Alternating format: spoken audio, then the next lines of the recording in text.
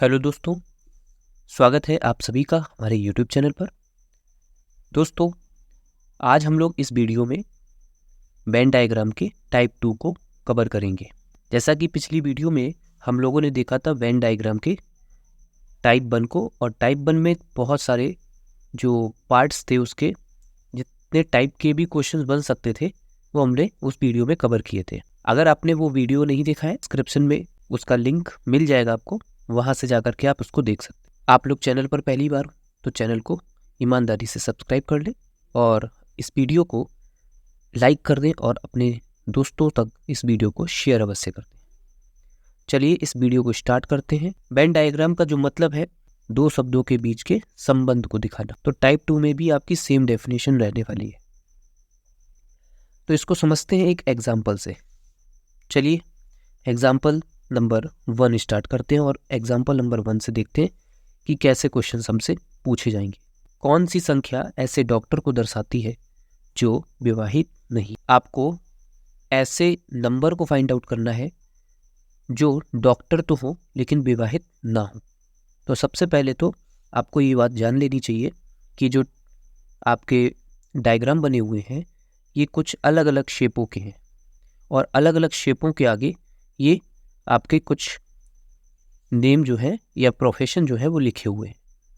तो जैसे कि ट्रायंगल जो है वो डॉक्टर को दर्शाता है, ऐसा ये क्वेश्चन में कहा गया है। और ये सारी चीज़ें आपको क्वेश्चन में ही दी जाएंगी। आपको केवल नंबर्स को देखना है और नंबर्स को देख करके आपको इन ऑप्शन में से चूज़ करना है। प्रोफेसर के लिए आपका स्क्वायर बना हुआ है, ये वाला देख सकते हो आप। विवाहित व्यक्ति है उसके लिए आपका ये सर्कल बना हुआ है। ठीक है ना, बात समझ गए होंगे आप। तो क्वेश्चन में हमको दिया गया है ऐसा कौन सी संख्या है जो डॉक्टर को दर्शाती है। तो डॉक्टर को दर्शाने के लिए हमको ट्रायंगल में होना जरूरी है। तो इसका मतलब ऐसी कौन सी संख्या इस ट्रायंगल के अंदर आती है जो विवाहित नहीं है। तो इसका मतलब विवाहित नहीं होना चाहिए। और विवाहित किसको दर्शा रहा है हमको, ये हमको सर्कल से दिख रहा है। तो ये सर्कल है वो हमारा विवाहित व्यक्तियों के लिए है। इसका मतलब ये हो गया कि विवाहित नहीं होने चाहिए ऐसे डॉक्टर कितने हैं। तो विवाहित में ना आए आंसर, तो विवाहित को तो आपको लेना नहीं। जिस चीज़ के लिए आपको मना किया जाता है आपको वो चीज़ लेनी नहीं है। वेन डायग्राम में टाइप्स में इस तरीके की चीज़ों को ध्यान में रखना है आपको। चलिए अब आपने विवाहित को तो नहीं लेना है और बचे हुए ट्रायंगल में से देखना है कि आपके ऑप्शन में क्या चीज़ दी गई है। तो देखिए 8 किसी भी तरीके से नहीं बन सकता। अगर हम इन दोनों को ऐड भी कर दें तो भी नहीं बन सकता, क्योंकि हमसे बोला गया डॉक्टर ढूंढने और डॉक्टर तो ट्रायंगल के अंदर आ रहे हैं और कुछ भी ऐसा कुछ लिखा नहीं है कि केवल डॉक्टर ढूंढने या प्रोफेसर भी होने चाहिए वो। ठीक है ना, तो ऑप्शन नंबर पहला तो बिल्कुल भी नहीं हो सकता, ऑप्शन नंबर 2 भी नहीं हो सकता। अब केवल एक ही इसका आंसर हो सकता है, क्योंकि ऑप्शन नंबर 4 भी नहीं होगा, क्योंकि यहाँ पर इसका सम 3 हो रहा है। ठीक है ना, अगर यहाँ पर 3 भी दिया होता तो इसका आंसर 3 भी हो सकता था। ठीक है, तो ऑप्शन से भी आप ध्यान से समझ के जाइएगा। तो ऐसी कंडीशन में आपको 3 टिक करना है। ठीक है, क्योंकि यहाँ पर कहीं पे भी ऐसा नहीं लिखा है केवल डॉक्टर को दर्शाता है। ठीक है, अगर केवल शब्द यहाँ पर लिखा होता तो केवल और केवल आंसर इसका 1 होता। ठीक है ना, समझ गए हो क्या।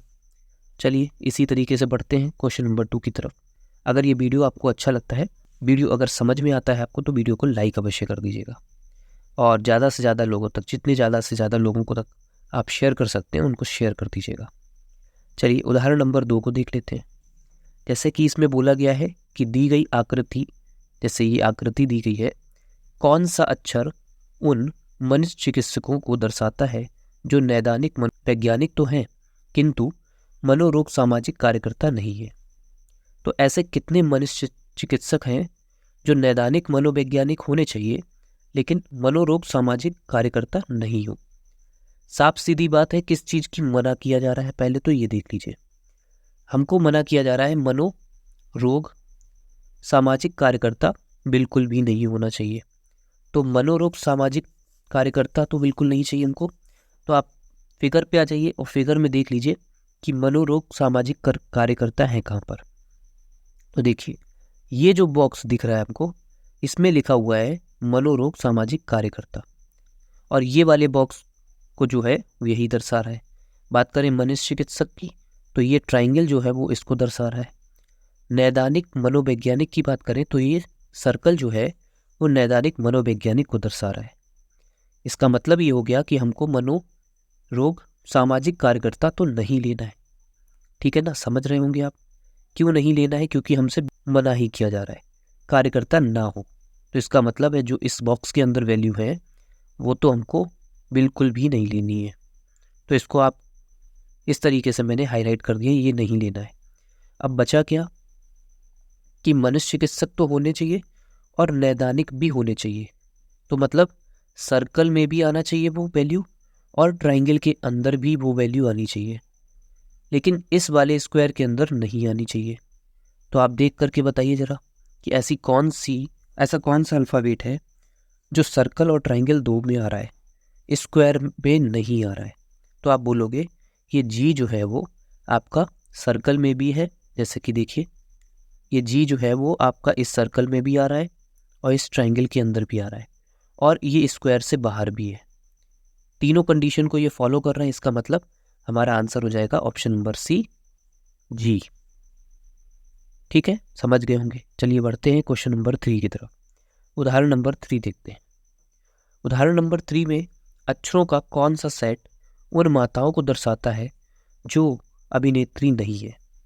ये बेहद ही आसान क्वेश्चन है, बहुत ही आसान क्वेश्चन है। आपको लैंग्वेज से समझना है और फिर इसका आंसर देना है। चलिए आप लोग कमेंट करके बताइए इसका आंसर क्या हो सकता है। तो देखिए माताओं को दर्शाता है और अभिनेत्री नहीं होनी चाहिए। तो सबसे पहले आपको उन चीज़ों को देखना है जिन चीज़ों की क्वेश्चन में बात की गई है।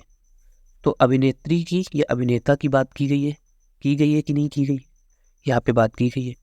माताओं की बात की गई है और माताएं कहाँ पर है, तो ये माताएं ये इस बॉक्स के अंदर है। और अभिनेत्री कहाँ है, तो अभिनेत्री इस वाले सर्कल के अंदर है। तो आप देख पा रहे होंगे। तो इसमें बोला गया है कि ऐसी माताएं कितनी हैं जो अभिनेत्री नहीं है। तो इसका मतलब है सर्कल के अंदर अभिनेत्री को दिखाया गया है और अभिनेत्रियों को बिल्कुल मना किया। तो इसका मतलब है कि अभिनेत्रियों को बिल्कुल भी नहीं लेना है, इनको तो हमको हटा ही देना है ना, इनको लेना ही नहीं है।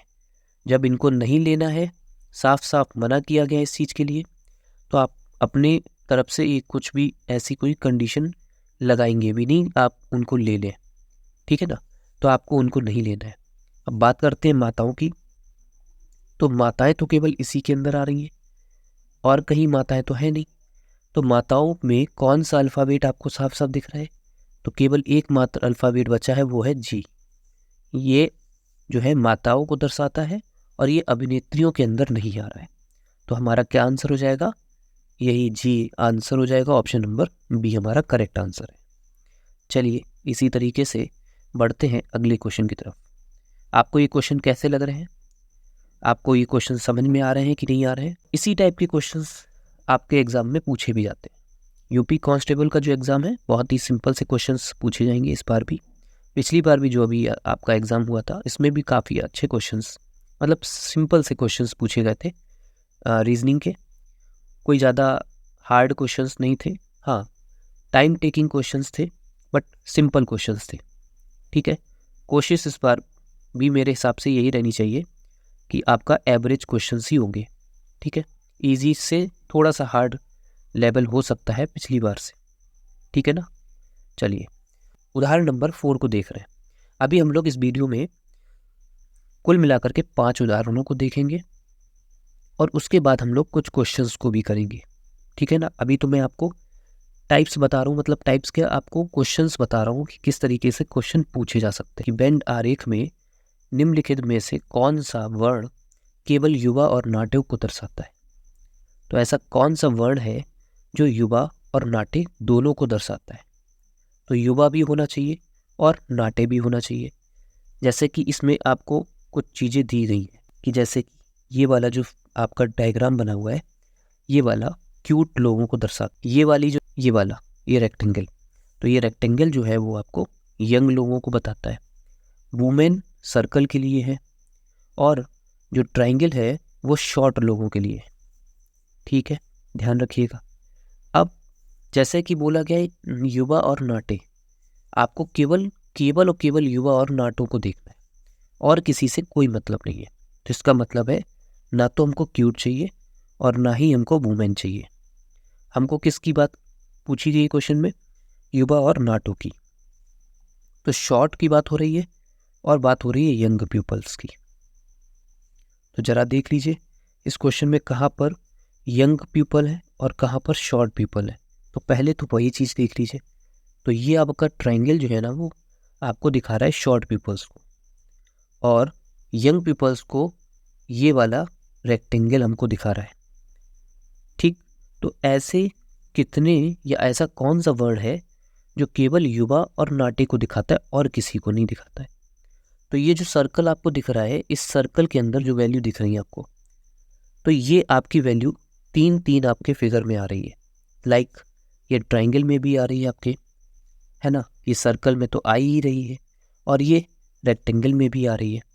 इसका मतलब है तो ये तो आंसर हमारा बिल्कुल नहीं हो सकता, क्योंकि हमको तो केवल 2 में दिखाना है, केवल युवा और नाटे होने चाहिए। तो देखें एस जो है हमारा, इसका राइट आंसर हो जाएगा। कैसे हो जाएगा इसका आंसर एस? तो देखिए जैसे कि ये जो एस है वो आपके इस रेक्टेंगल में भी आ रहा है और इस ट्रायंगल में भी आ रहा है, लेकिन ये एस जो है वो ना तो इसमें आ रहा है और ना ही इस सर्कल के अंदर आ रहा है। बात क्या की गई थी? युवा और नाटो की। तो युवा यंग और शॉर्ट ट्रायंगल और रेक्टेंगल के अंदर ही आना चाहिए। तो एस जो है वो बाकी दोनों में नहीं आता, इस वजह से इसका आंसर हो जाएगा। आई होप आपको समझ में आ गया होगा।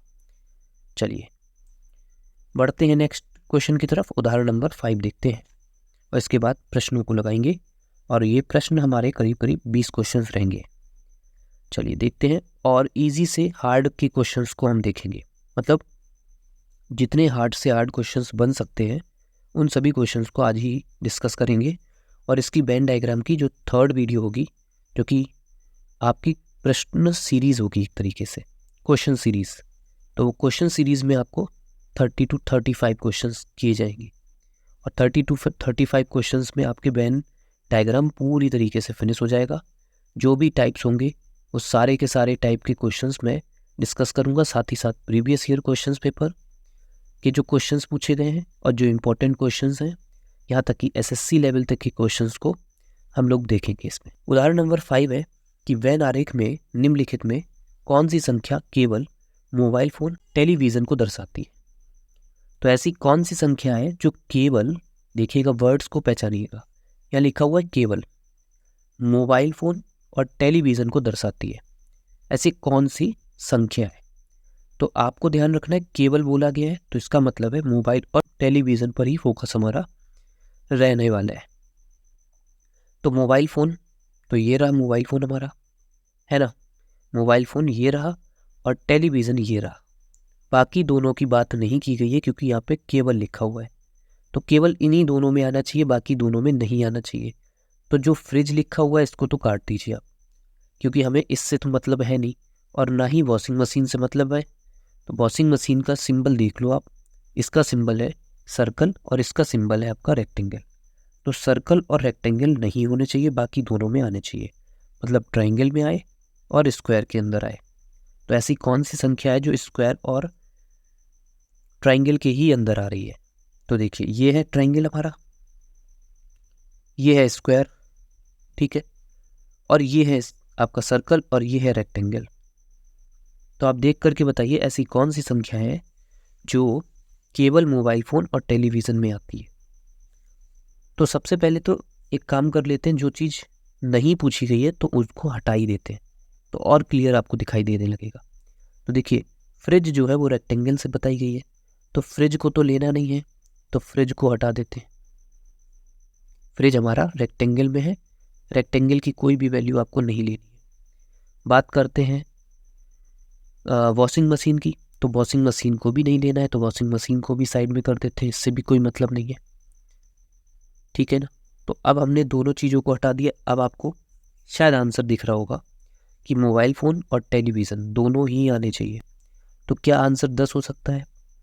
तो देखिए ऑप्शन पे जाओगे तो 10 तो ऑप्शन में ही नहीं है, तो 10 तो आंसर कट जाएगा, और 10 आंसर वैसे भी नहीं हो सकता क्योंकि उसमें बोला गया वो टेलीविज़न और मोबाइल दोनों में होना चाहिए। ये जो 10 है ना, वो केवल आपके ट्रायंगल में आ रहा है, स्क्वायर में तो आ ही नहीं रहा है। देखिए ये जो वैल्यू थी वो स्क्वायर के अंदर तो आ ही नहीं रही है, तो 10 तो नहीं हो सकता। अब बचा क्या था, केवल और केवल 4 बचा था। तो ये जो 4 है यही हमारा राइट आंसर होगा, और यही टेलीविज़न और मोबाइल फ़ोन के अंतर्गत आ रहा है। चलिए अब हम लोग क्वेश्चंस को देखेंगे। क्वेश्चन नंबर फर्स्ट से स्टार्ट करते हैं। अच्छे क्वेश्चंस लिए हैं इसमें मैंने, और आशा करते हैं ये वीडियो आपको बहुत ही इंटरेस्टिंग, बहुत ही अच्छा लगेगा। स्टार्ट करते हैं आज के प्रश्नों से। प्रश्न नंबर 1 है हमारा कि एक गांव में रहने वाले व्यक्तियों की संख्या को इस वेन आरेख में दर्शाया गया है, और आपसे पूछा गया है कि गांव में कितने सर्जन रहते हैं। बहुत ही सिंपल, बहुत ही आसान प्रश्न है ये, और आसान प्रश्न से ही हम लोग हार्ड की तरफ जाएंगे। तो आसान प्रश्न का आंसर क्या हो सकता है कि एक गांव का दृश्य दिखाया गया है, इसमें मतलब गांव को दर्शाया गया है। गांव में जितने भी व्यक्ति अलग अलग प्रोफेशन के हैं वो सब दिखाए गए, कि जैसे कि ये वाला जो सर्कल है वो संगीतकारों को दर्शाता है, ये वाला जो सर्कल है वो आपका चित्रकार का है, ये वाला जो सर्कल है हमारा वो सर्जन को दर्शाता है। तो हमसे क्या पूछ रहे हैं, तो हमसे ये पूछ रहे हैं कि कितने सर्जन गांव में रहते हैं। तो बहुत ही आसान है, सर्जन तो ये वाले हैं सारे के सारे, इसका मतलब है कि सर्जनों की संख्या पूछी जा रही है हमसे। तो सर्जन एक तो 40 हैं, इस वाले में देखिए ये सारे के सारे सर्जन ही आएंगे इसके अंदर।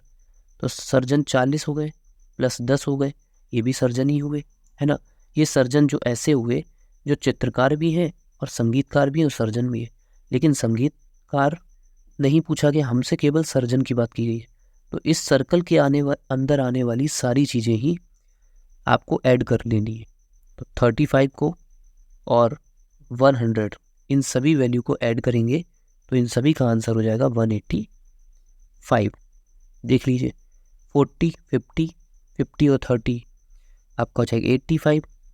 35 अगर हम ऐड करते हैं तो 85, और 100 में ऐड करेंगे तो वो हो जाएगा 185। तो ऑप्शन नंबर हमारा 20 इज़ द राइट आंसर। चलिए अब थोड़ा सा अच्छे क्वेश्चन की तरफ बढ़ते हैं।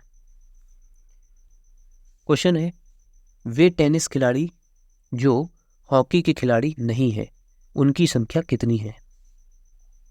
ये अच्छा क्वेश्चन है और समझने वाला भी क्वेश्चन है कि वे टेनिस खिलाड़ी आप बता दीजिए जो हॉकी नहीं खेलते, उनकी संख्या कितनी होगी। तो आप सबसे पहले देखिए कि टेनिस प्लेयर को किससे डिनोट किया गया है। तो टेनिस प्लेयर आपके ट्रायंगल से डिनोट किया गया है, हॉकी प्लेयर को आपके रेक्टेंगल से डिनोट किया गया है, और चेस प्लेयर को सर्कल से डिनोट किया गया है। इसका मतलब ये हुआ कि जो आपका रेक्टेंगल है वो हॉकी प्लेयर को दर्शा रहा है, और ये वाला जो आपका रेक्टेंगल है इसमें हॉकी वाले हैं, और इसका मतलब कि हॉकी वाले प्लेयर को नहीं लेना है। यहाँ देख लीजिए साफ साफ लिखा हुआ है ना कि खिलाड़ी इनको नहीं लेना है, तो हॉकी वाले को नहीं लेना है। तो हॉकी वाले को अगर आप छोड़ोगे तो आप देख लीजिए तो हमको ये रेक्टेंगल हटाना पड़ेगा। तो इस रेक्टेंगल में आने वाली सारी वैल्यूज़ भी आपको नहीं लेनी है, तो इसको हम रिमूव कर देते हैं इस तरीके से। तो जब हम इसको हटा देंगे ना तब देखिए क्या बचता है। तब हमारे पास टेनिस प्लेयर पूछे गए हैं कि कितने होंगे। तो देखिए ये है आपका ट्रायंगल, ये है हमारा ट्रायंगल, और इस ट्रायंगल में बचा क्या है। तो जो ट्रायंगल के अंदर आने वाली चीज़ें थी वो आधी तो यहाँ पे आ गई, और बची हुई वैल्यू वो यहाँ पे दिख रही है, और कुछ वैल्यू यहाँ पे दिख रही है। तो 11 और 5 को ऐड करेंगे तो 16 हो जाता है ना, और 5 और 14 को ऐड करेंगे तो ये हो जाता है 19। जब हम इनको ऐड करेंगे, क्योंकि हमसे पूछा गया टेनिस प्लेयर की बात, और टेनिस प्लेयर आते हैं हमारे ट्रायंगल के अंदर, और हॉकी वाले लेने नहीं थे तो हॉकी वाले हमने हटा दिए। बाद बाकी जो भी बचे वो हमारे टेनिस प्लेयर होंगे। तो ये हो जाएगा, आंसर आ जाएगा 35 इनको ऐड करने पर। ऑप्शन नंबर हमारा सी इज़ द राइट आंसर। आपको समझ में आ गया होगा। चलिए बढ़ते हैं नेक्स्ट क्वेश्चन की तरफ। नेक्स्ट क्वेश्चन क्या है हमारा, वह क्षेत्र ज्ञात कीजिए जो जीव विज्ञान एवं कंप्यूटर पढ़ने वाले किंतु गणित न पढ़ने वाले छात्रों को दर्शाता हो। ऐसे क्षेत्र को ढूंढना है जो जीव विज्ञान और कंप्यूटर पढ़ने वाले हों लेकिन मैथ वाले ना हो। मतलब मैथ वाले इग्नोर किए गए हैं और मैथ वाले आपको लेना ही नहीं है। तो जिसमें आपको नहीं लगा होता है तो वो उसके लिए तो आपको निश्चिंत रहना है कि उसको तो बिल्कुल भी नहीं लेना है। किसी भी कीमत पर आपको वो वैल्यू नहीं लेनी है जिसकी बिल्कुल मना किया गया हो जिसके लिए।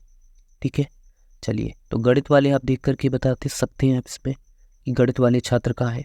तो गणित वाले इस वाले सर्कल के अंदर वैल्यू है, तो इसको तो हमको इग्नोर ही करना है, इसको नहीं लेना है।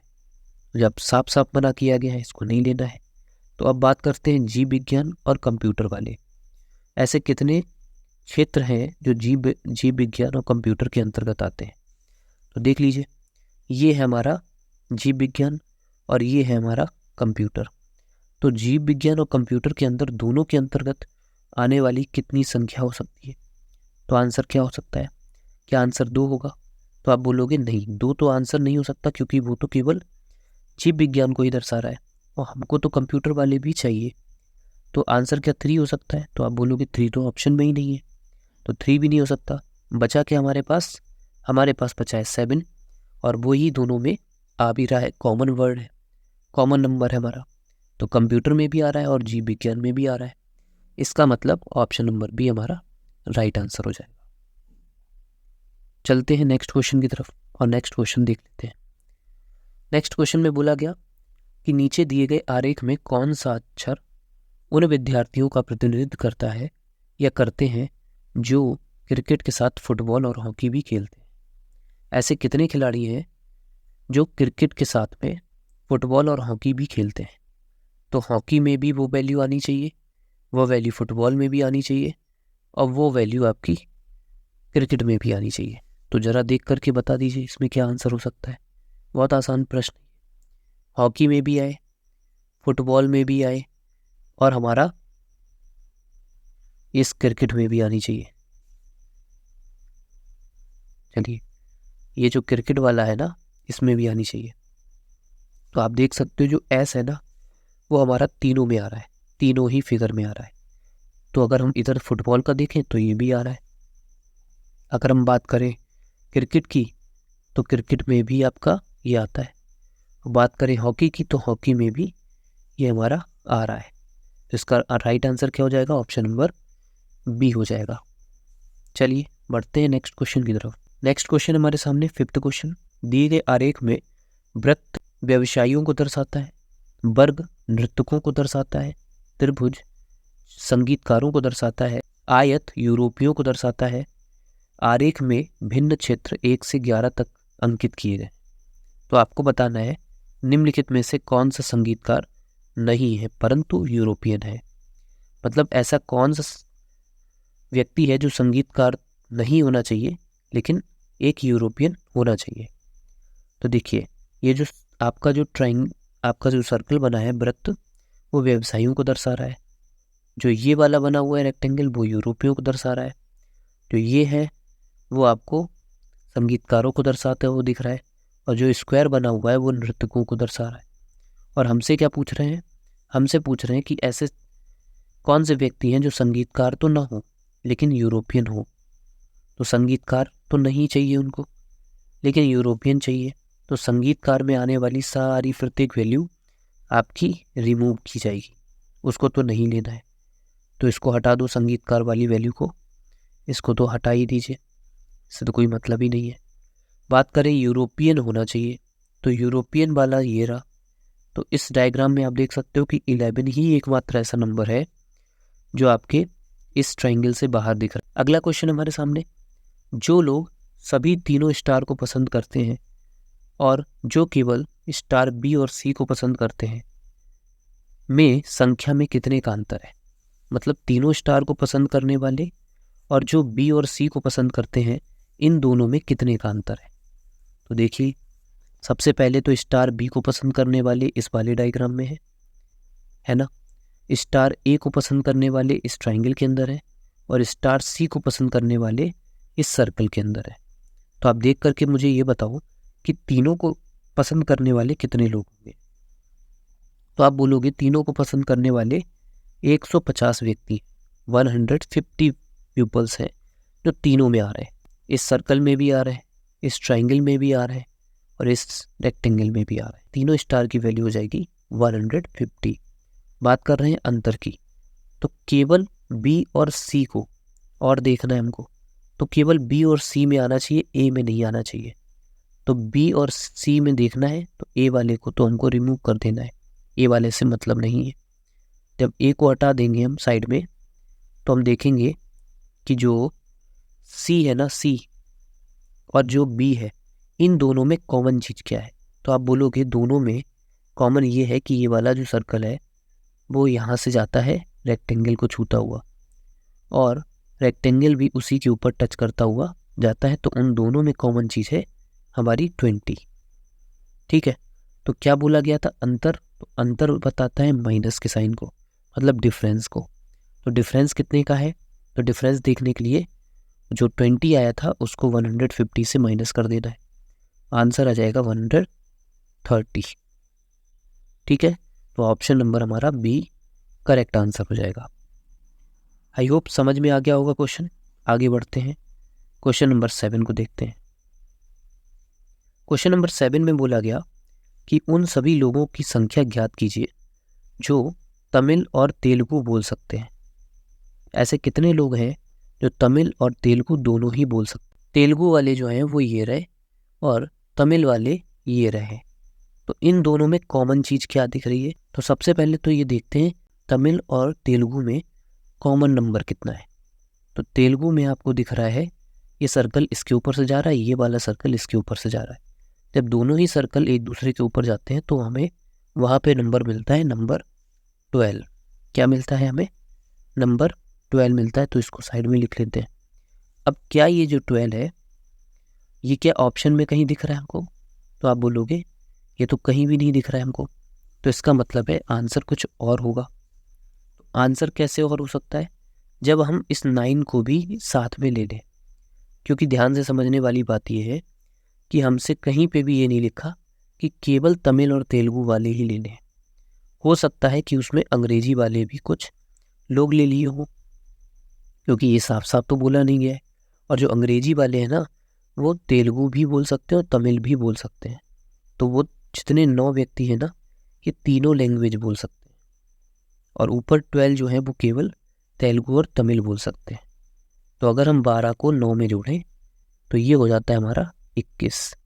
और ऑप्शन नंबर सी से ये वैल्यू मैच करती हुई दिख भी रही है। इसका राइट आंसर भी 21 ही हो जाएगा।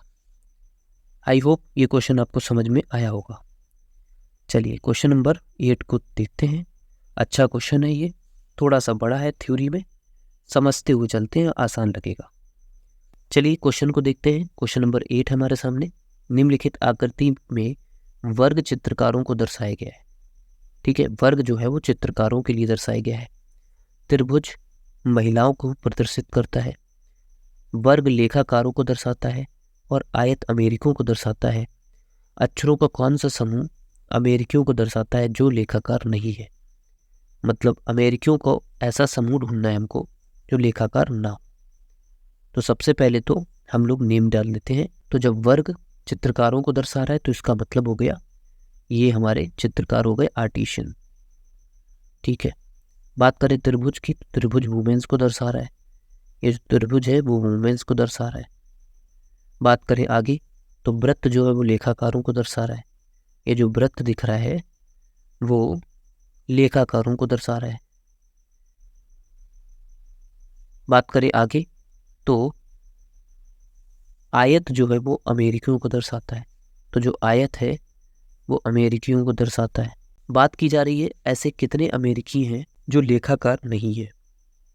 तो लेखाकार के अंदर नहीं आने चाहिए। तो लेखाकार कौन से, ये सर्कल वाले। तो सर्कल में तो नहीं आनी चाहिए वो वैल्यू। तो आप देख करके बता सकते हैं शायद आप कि कौन सी वैल्यू है जो लेखाकार नहीं हो लेकिन अमेरिकी होने चाहिए। तो आप बोलोगे अमेरिकी, तो यहाँ पे 2 लोग दिख रहे हैं, एक तो जी दिख रहा है और दूसरा दिख रहा है एच। अब आप बोलोगे जी तो आपका त्रिभुज में भी आ रहा है और त्रिभुज में तो वुमेन्स भी है। तो ऐसा कहीं पे भी नहीं लिखा कि हमको केवल और केवल अमेरिकी ही लेने। कहीं पर लिखा है केवल अमेरिकियों को दर्शाता है, तो ऐसा नहीं लिखा है। इसका मतलब हो गया कि हमको अमेरिकी वाले वो भी लेने हैं जो किसी और कैटेगरी के अंदर आते हैं। तो एच और जी जो है वो एकमात्र ऐसे नंबर हैं दो जो लेखाकार में नहीं आते लेकिन अमेरिकी हैं, ऐसा बोला जा सकता है। तो इसका राइट आंसर हो जाएगा ऑप्शन नंबर बी। चलिए बढ़ते हैं अगले क्वेश्चन की तरफ और अगला क्वेश्चन देखते हैं। दी गई आकृति में कौन सा अक्षर उन कलाकारों को दर्शाता है जो नृत्यक, गायक और वायलिन वादक भी हैं। मतलब वायलिन वाले भी होने चाहिए, गायक भी होने चाहिए, नृत्यक भी होने चाहिए और कलाकार भी होने चाहिए। देखिए क्वेश्चन को पढ़िए ध्यान से। उन कलाकारों को दर्शाता है, तो सबसे पहले तो कलाकार ही थी दिया गया, कलाकार। फिर बोल दिया गया कि नृत्यक ढूंढो, तो नृत्यक इसके अंदर आ रहा है। फिर बात बोली गई कि गायक ढूंढो, तो गायक आ रहा है त्रिभुज के अंदर। फिर बात की गई वायलिन वादक, तो वायलिन वादक भी आ रहा है। तो आप बोलोगे जो क्यू है ना, वो क्यू आपकी सारी चीज़ें उसी पर जाकर के मिल रही हैं। क्यू है वो ट्रायंगल के अंदर भी आता है, ये स्क्वायर के अंदर भी आता है, ये रेक्टेंगल के अंदर भी आता है और ये सर्कल के अंदर भी आता है। तो इसका मतलब इसका राइट आंसर क्या हो जाएगा? Option number A, Q right answer होगा। चलिए बढ़ते हैं नेक्स्ट क्वेश्चन की तरफ।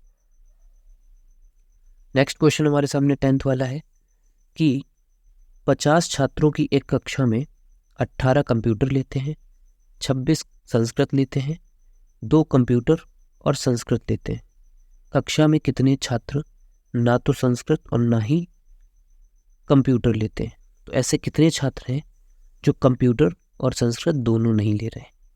तो देखिए ये डायग्राम मैंने खुद से बनाया, आपको एग्जाम में ज़रूरी नहीं कि ये डायग्राम आपको मिले।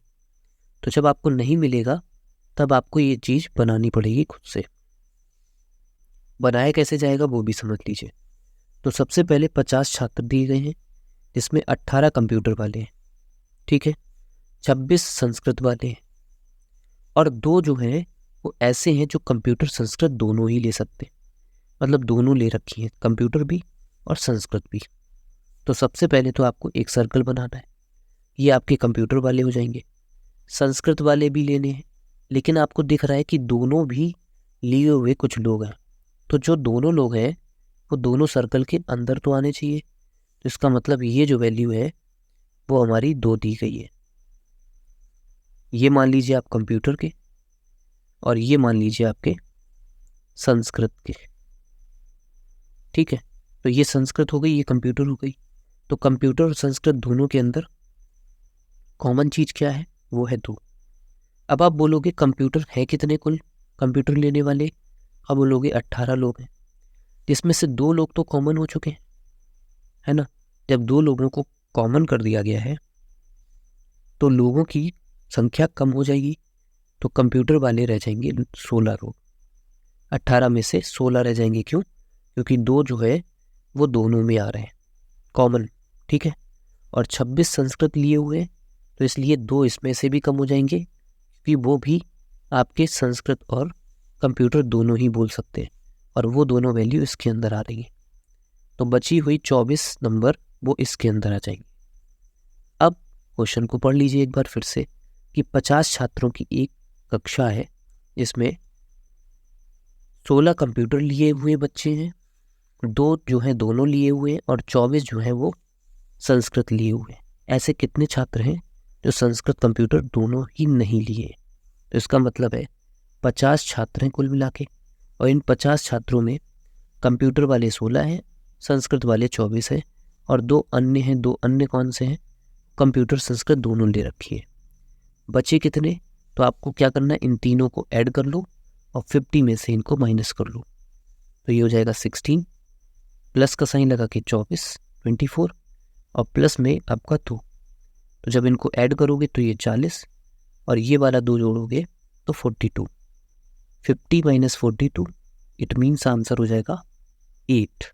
इसका जो राइट आंसर हो जाएगा वो हो जाएगा ऑप्शन नंबर बी, 8। चलिए बढ़ते हैं नेक्स्ट क्वेश्चन की तरफ और क्वेश्चन नंबर 11 देखते हैं।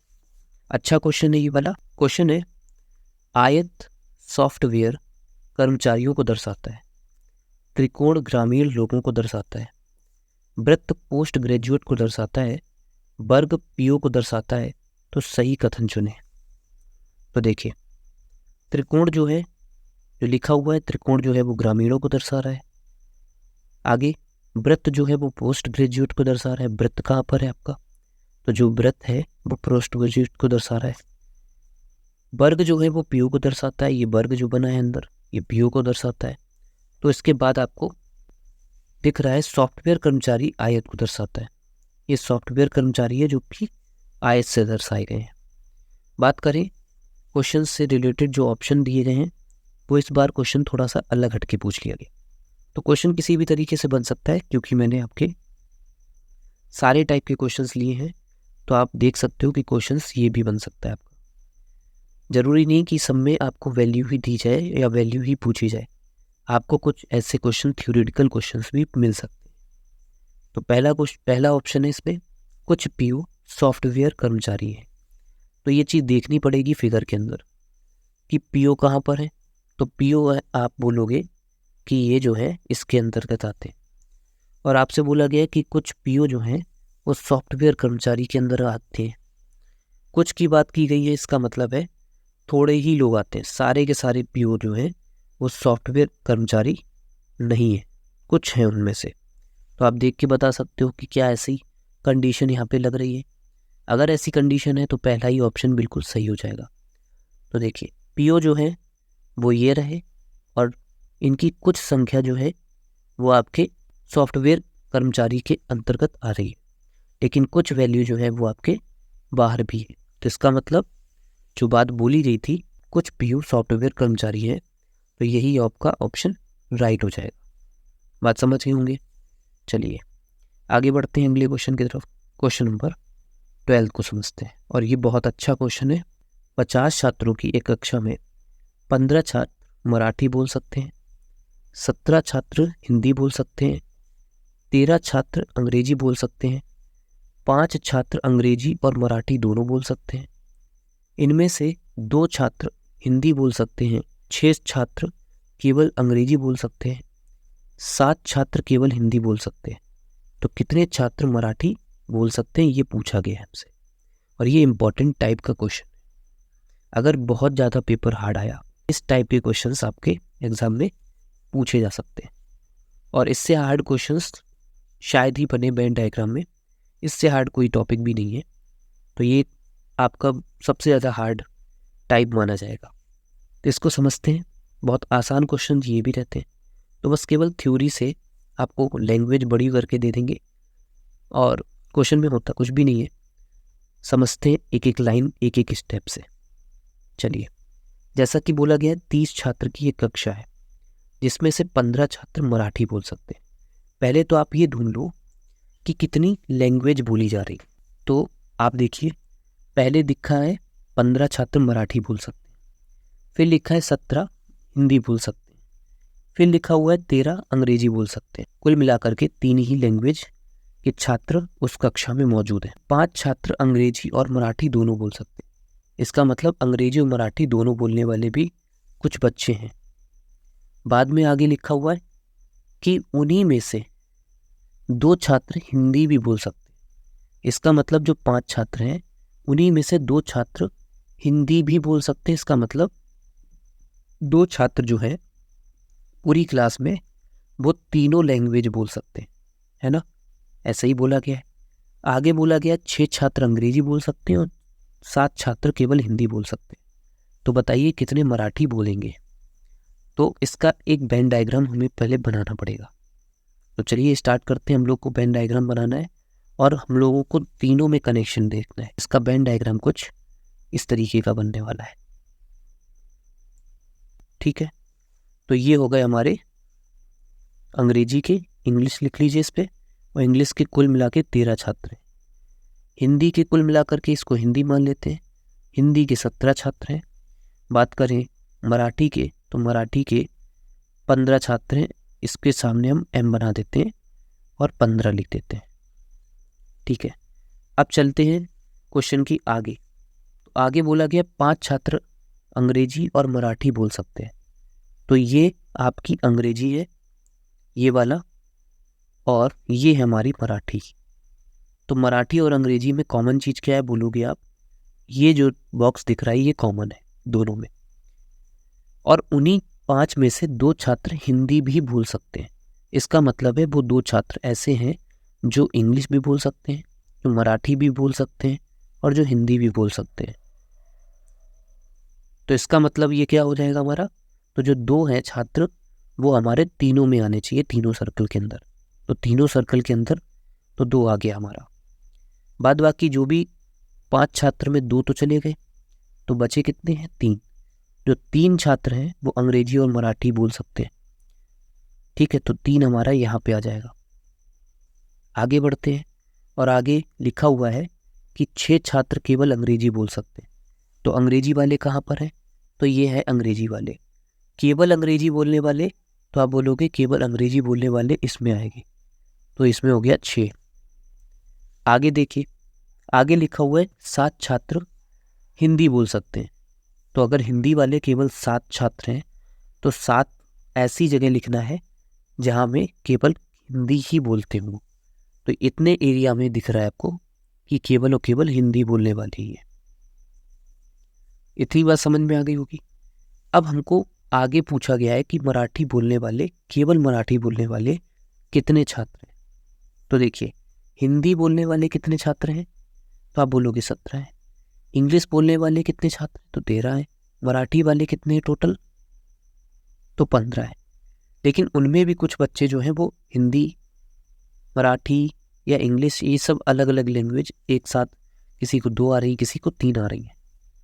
तो आप किस चीज़ को फिल कर सकते हो?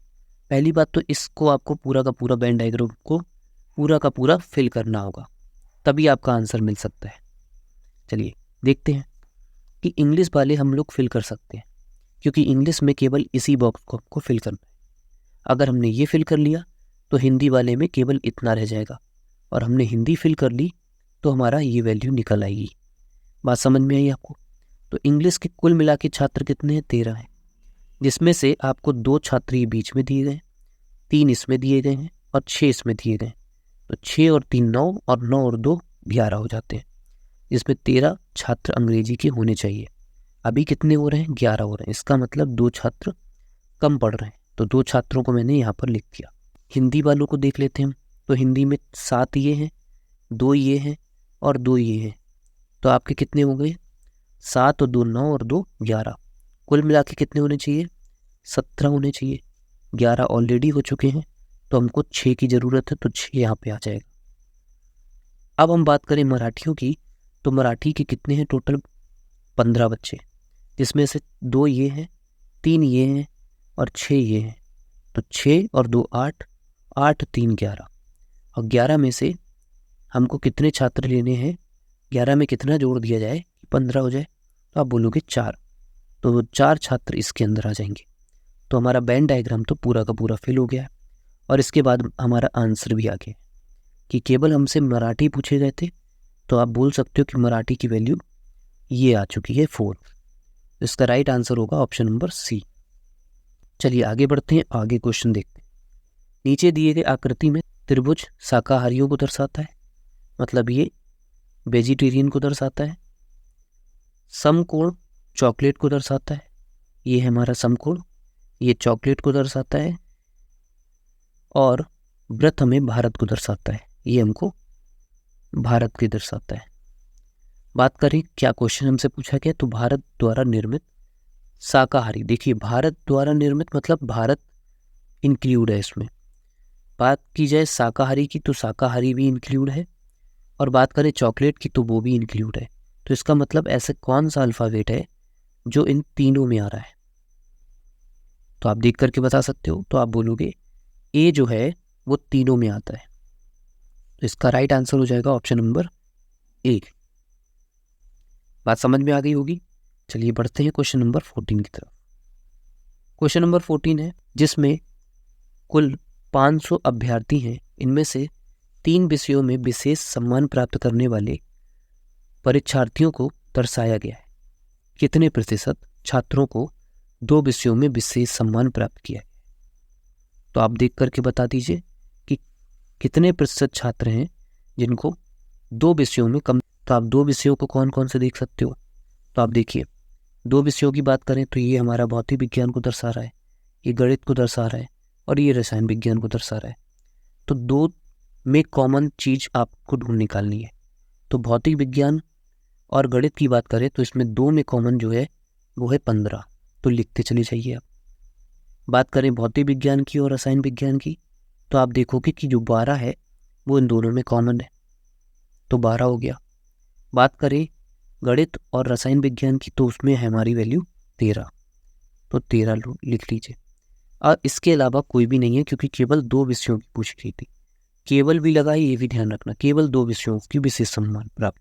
15 में इस को जोड़ोगे तो 25, 25 में 15 को जोड़ोगे तो ये हो जाएगा 40 हमारा आंसर।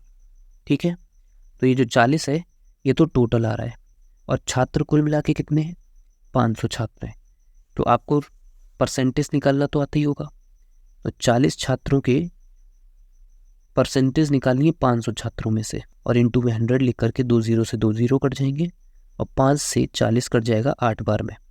तो आपका आंसर आ जाएगा 8%।